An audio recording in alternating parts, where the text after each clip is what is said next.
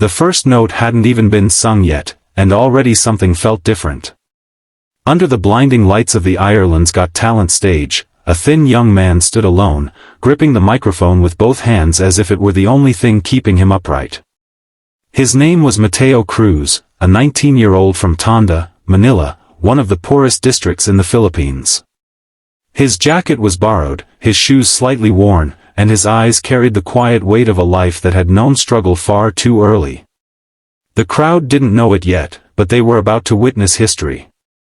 Mateo's journey to this moment had not been paved with comfort or certainty. He grew up in a small, cramped room shared with his mother and younger sister, where rainwater leaked through the ceiling during typhoons and electricity often disappeared without warning. His father, Roberto Cruz, had been a soldier.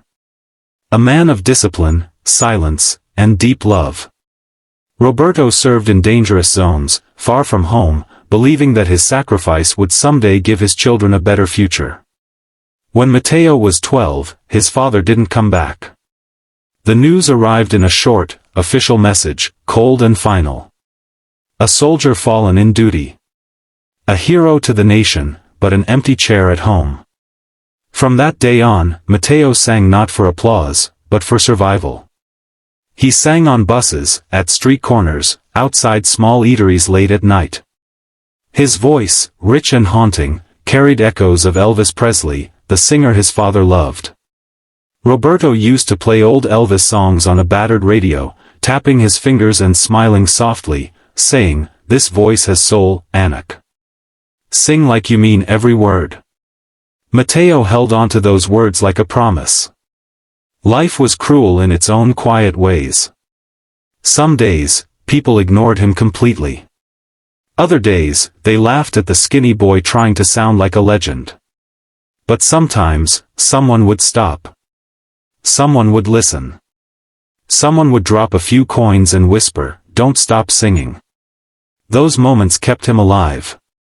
The twist came when a small video of Mateo singing, "Can't Help Falling in Love," on a Manila street went viral. The sound wasn't perfect, the background was noisy, but the emotion was undeniable. An unexpected email arrived weeks later. An invitation. Ireland's Got Talent 2025. Mateo thought it was a joke. Then he saw the official seal. Then he cried. Getting to Ireland felt impossible. Money was raised through neighbors, strangers, and fellow street vendors. His mother sold her only gold ring. Before leaving, Mateo visited his father's grave. He placed his hand on the cold stone and whispered, "This is for you, Papa." Now, on that stage in Dublin, thousands of miles away from home, Mateo introduced himself with a trembling voice. He spoke of Manila, of singing in the streets, of a father who was a soldier and a hero. The judges listened closely. One of them leaned forward, sensing something real, something rare. When the music started, everything changed. Mateo closed his eyes and sang. The voice that came out of him didn't belong to a nervous boy anymore. It was deep, powerful, and aching with emotion. It sounded like Elvis, yes, but it was also something entirely his own. Every word carried the pain of loss, the strength of sacrifice, and the love of a son who never stopped believing. The audience fell silent. You could hear people breathing. Some were already wiping tears. Halfway through the song, Mateo's voice cracked, not from weakness, but from truth. He remembered his father's uniform, the smell of old radio speakers, the nights he sang to drown out hunger. That memory poured into the final chorus, and when he hit the high note, it felt like the walls themselves were shaking. One of the judges stood up before the song even ended. Another followed. Then the crowd exploded. A standing ovation, thunderous and unstoppable. Mateo opened his eyes, stunned, tears streaming down his face. For a moment, he looked like the little boy from Tondo again, unsure if this was real. The emotional climax came when one judge said softly, "You didn't just sing like Elvis. You sang like a man who has lived, loved, and lost. Your father would be proud." Mateo broke down completely.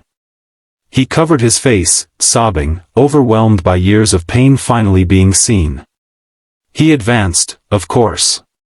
But more than that, he changed something deeper. People didn't just see talent. They saw humanity. A poor boy from the Philippines, shaped by love and sacrifice, reminding the world why music matters. At the end of the night, as Mateo walked off stage, he whispered a quiet thank you, to his mother, to the strangers who believed in him, and to a soldier father whose love had crossed even death.